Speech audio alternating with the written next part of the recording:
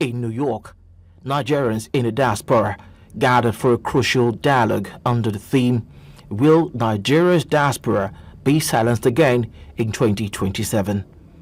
The town hall brought together activists, leaders and professionals, all united by one message: diaspora Nigerians deserve the right to vote.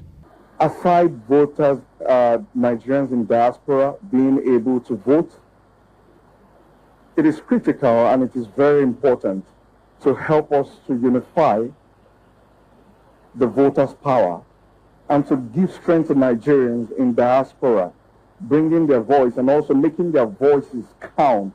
The diasporans have become almost the foreign investors that you have been hearing about.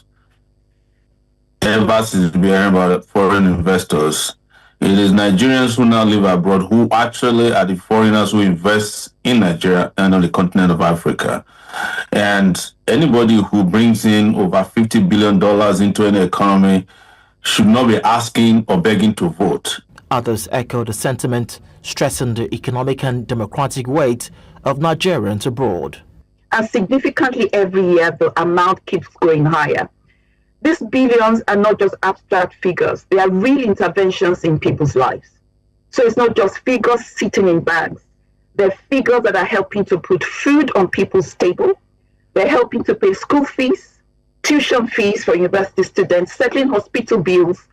And of course, it's also about the many businesses a lot of us have running in Nigeria. I've seen many African countries test running the inclusion of their diasporans in their election, like countries like Kenya.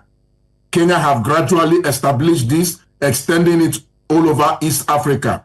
South Africa has allowed their citizens to vote at their embassies abroad and their consulates abroad. Ghana has done the same by establishing pilot programs that allows their citizens to cast their vote at their embassies. We all care about elections back home, but most of us can actually vote from abroad. Ghana, South Africa, and others have all found ways to include their citizens overseas, and we can do the same. The second gap is policy gap. And many of us work in systems with strong institutions and innovative ideas. Some participants pushed for a gradual, practical approach, and for others, time is already running out.